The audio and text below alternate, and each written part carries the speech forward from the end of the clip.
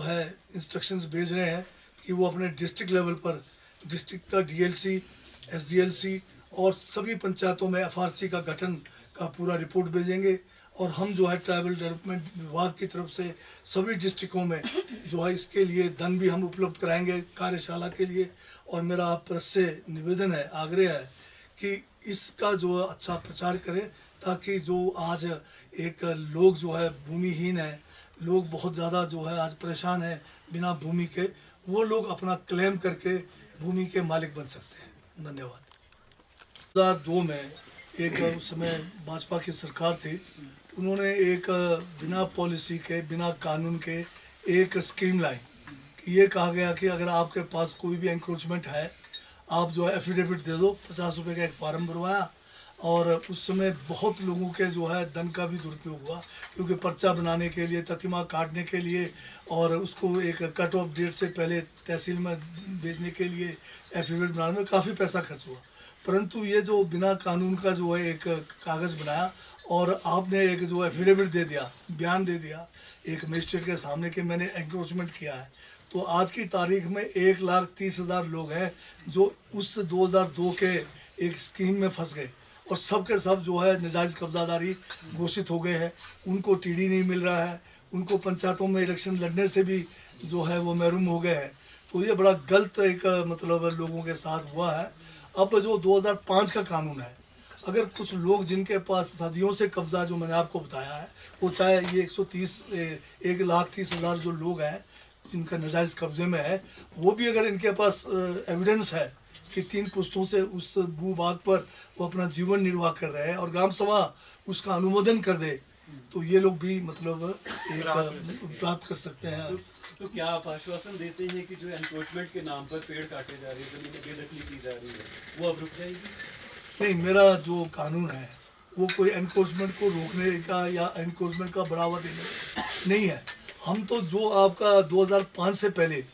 जिस भूभाग पर आप जनजाति हैं और अगर गैर जनजाति भी हैं, अगर पारंपरिक रूप से आप वन उसके ऊपर निर्भर है, आप अगर अपना जो है जीवन निर्वाह उसके ऊपर प्रूफ करते हो, और प्रूफ बड़ा सिंपल है, 2 गुआ लगने हैं और ग्राम सभा का अनुमोदन होना, ये 2 बातें हो गई, तो आप जो है आप भूभाग के मालिक बन सकते हैं। एनक्रोचमेंट को रेगुलर नहीं कर रहे हैं, ये कानून एनक्रोचमेंट को रेगुलर नहीं कर रहा है। 2005 से पहले 3 पुश्तों तक पीछे अगर आप प्रूफ करते हैं, 2 गुआ के माध्यम से ग्राम सभा अनुमोदन करता है, तो आपके जो हक उसके ऊपर था उसको जो है रिकॉग्नाइज कर रहे हैं हम, एनक्रोचमेंट को रिकॉग्नाइज नहीं कर रहे। 2005 से पहले आप उस भूमि पर आप जीवन निर्वाह करने का अगर वो प्रूफ होता है, ग्राम सभा अनुमोदन कर रहा है, तो हम उसको रिकॉग्नाइज कर रहे हैं। अपनी भूमि नहीं में अगर आप देखें तो कब्जा का बात नहीं है इसमें। अगर किसी भी भूभाग पर जो फॉरेस्ट है उसमें 2005 से पहले आप उस पर किसी किस्म का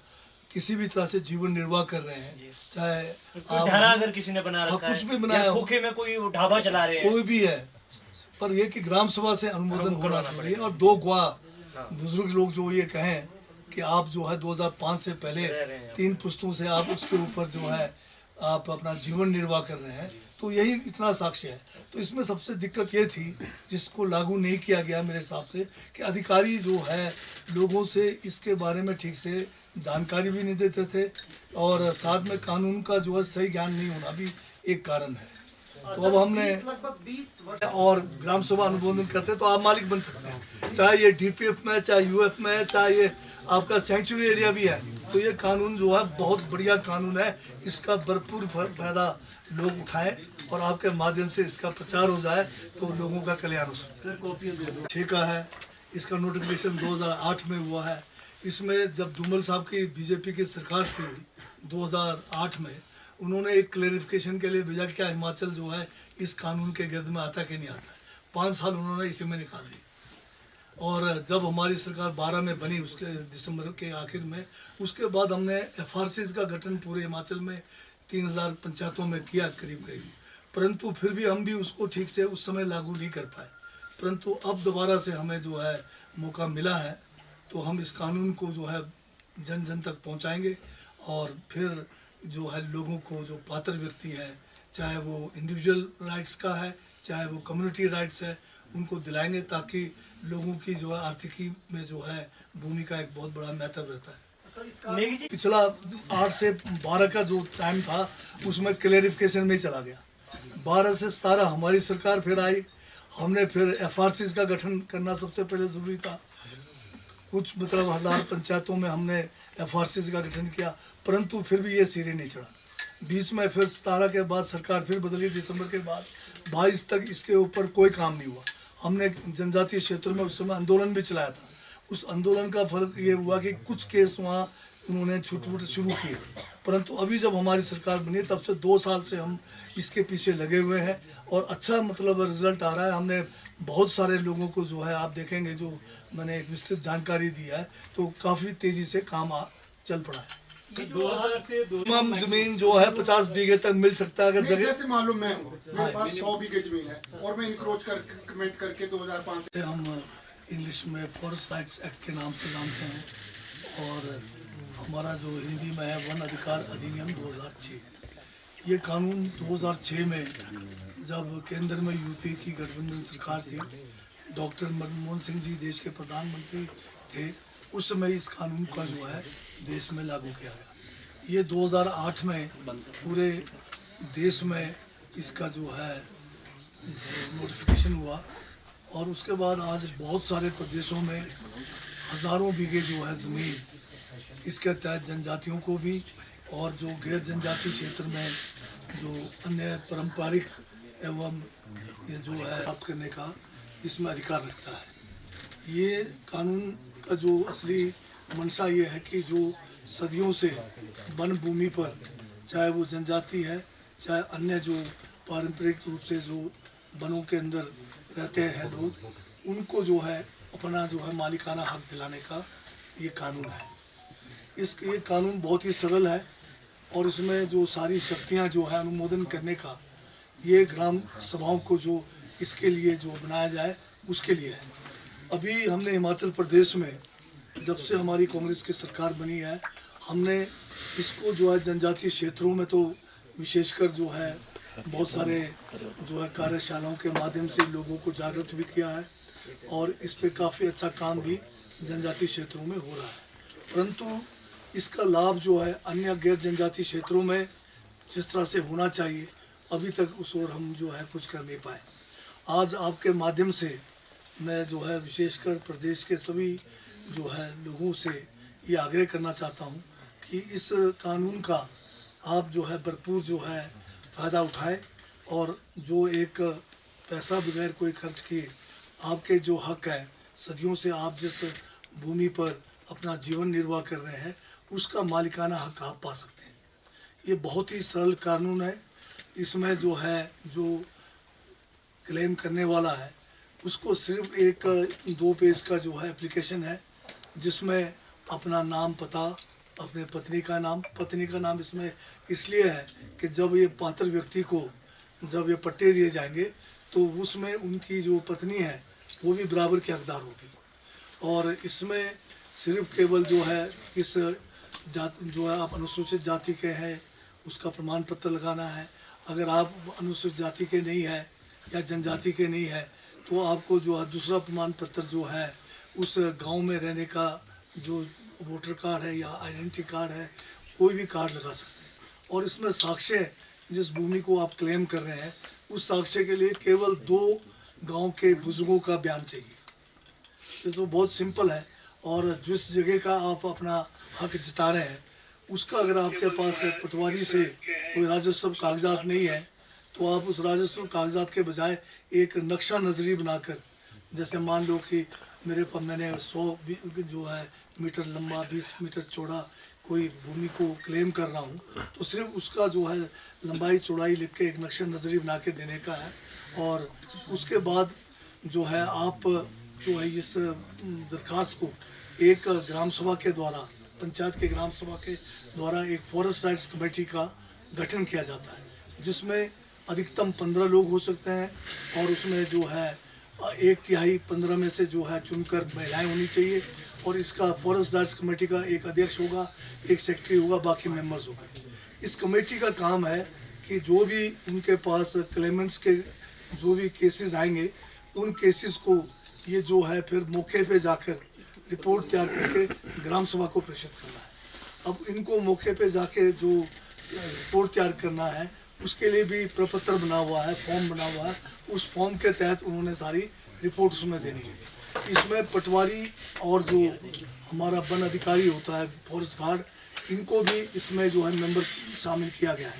ये जो कमेटी जो बनाई गई है आपकी फॉरेस्ट राइट्स कमेटी, इस कमेटी के द्वारा एक लिखित सूचना जो है पटवारी और जो हमारा फॉरेस्ट गार्ड है उसको दी जाएगी और वो जो है सूचना मिलने पर जो तारीख मुकर्रर की गई है उस दिन उनको अनिवार्य रूप से इस कमेटी के साथ जो है मौके पे जो प्रार्थी है उनके क्लेम्स को जो है मौके पे वेरीफाई करना होता है। इसमें अगर पटवारी या गार्ड किसी कारण ना आ सके उनको जो है रिटर्न में इस कमेटी को बोलना पड़ेगा और अगर पटवारी कान को जो है सूचना देने के बावजूद बिना कारण अगर गैर हाजिर रहेंगे तो 1000 रुपये तक इनको फाइन करने का भी प्रावधान है। ये जो कमेटी है फॉरेस्ट राइट्स कमेटी, ये कोई जो है इनको कोई अधिकार नहीं है कि वो इसको जो है किसी क्लेम को सैंक्शन करने का, सिर्फ इनका वेरिफिकेशन का काम है। वो मौके पे जाएंगे, अगर वहाँ पर खेत बना है तो अपनी टिप्पणी में लिखेंगे कि ये खेत है, अगर उसमें पेड़ है तो लिखेंगे पेड़ है, अगर उसमें कोई मकान है तो मकान का हवाला देंगे। अगर कुछ भी नहीं है उस क्लेम जो किया हुआ है तो वो जो 2 गवाहों के बयान के द्वारा वो कहेंगे कि ये जो है अपना जीवन निर्वाह घास पत्ती या भेड़ बकरी चरा के भी कर रहा है। तो ये सारे जितने अधिकारी हमने बताए हैं जो कमेटी है वो हर एक जो प्रपत्र है उसमें जो है अपनी टिप्पणियों के समेत फिर ये जो जब बहुत सारे केसेस होंगे उसको सेक्रेटरी पंचायत के माध्यम से ग्राम सभा में भेजेंगे। पंचायत जो है ग्राम सभा को बुलाएंगे और इस जो ग्राम सभा होगा इस FRA के लिए उसमें 18 साल से ऊपर जितने भी अडल्ट है वो वोट कर सकते हैं। पंचायत के ग्राम सभा में केवल एक व्यक्ति जो है घर से 18 साल से ऊपर का वोटर होता है, परंतु इसके लिए जो है सभी अडल्ट मेंबर्स इसके वोटर हैं। और अगर ग्राम सभा 50% लोग अगर प्रार्थी के क्लेम को अनुमोदन करते हैं तो ये मतलब मान लीजिए कि सारा का सारा इनको भूमि मिलना जो है निश्चित हो गया है।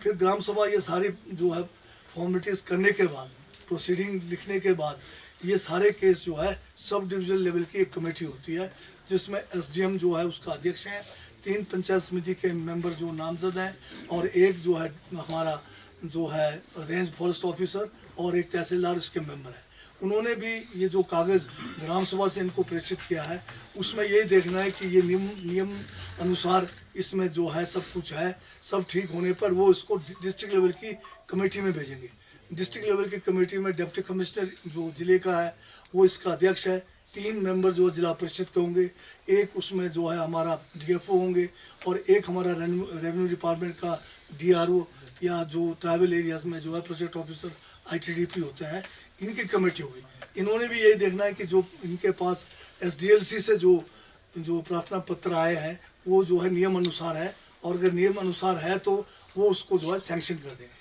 उसके बाद इनको जो है पट्टा दिया जाएगा और वो भूमि के उस टुकड़े पर, उस भूभाग पर जिसका इन्होंने क्लेम किया है उसके मालिक बन जाएंगे। तो ये एक बहुत बढ़िया कानून है। इस कानून की जानकारी अभी लगता है कि बहुत सारे इलाकों में है नहीं, तो उसके लिए हमारा ट्राइबल डेवलपमेंट डिपार्टमेंट जो नोडल डिपार्टमेंट है, हम जो है डिस्ट्रिक्ट लेवल पर, हम सब डिवीजन लेवल पर पूरे प्रदेश में इस किस्म की कार्यशालाएं लगाकर जिसमें गांव के लोगों को भी, वहाँ के पंचायतों को भी, वहाँ के जो FRA कमेटीज़ हैं और अधिकारियों को जो है ट्रेनिंग करेंगे। जनजातीय क्षेत्रों में तो हमने ये काम शुरू कर दिया है और वहाँ पर काफ़ी इस ओर जो है काम भी हो रहा है, पर प्रदेश में अगर आप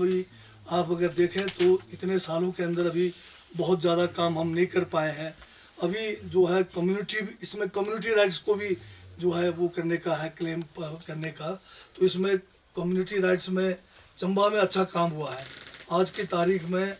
22,730 हेक्टेयर भूमि जो फॉरेस्ट की थी वो कम्युनिटी के नाम पे हो गया है। ये एक बहुत बड़ा मतलब मेरे ख्याल ये एरिया है। और दूसरा जो है कांगड़े के अंदर हुआ है, कांगड़े में 28 हेक्टेयर हुआ है अभी तक, और बाकी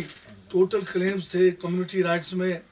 यहाँ पर है 583 केस अभी तक हमें मिले हैं, उसमें से 146 केसों को जो है निपटाया गया है। और जहाँ इंडिविजुअल केसेस की बात करें आप, जैसे इंडिविजुअल है, व्यक्तिगत मामले हैं, उसमें भी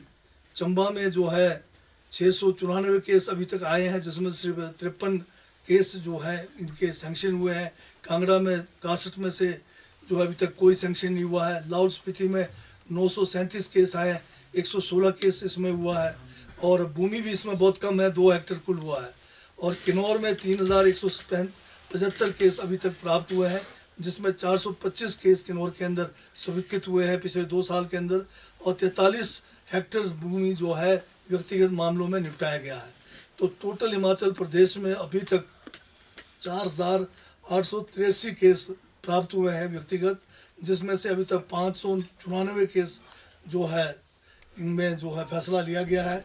और 46 हेक्टेयर भूमि कुल जो है इसमें इन्वॉल्व है। तो ये बहुत, जैसे मैंने अभी भी कहा कि इसकी जो है जानकारी अभी लोगों तक पूरी पहुंची नहीं है। तो अभी हमने डिप्टी कमिश्नर्स को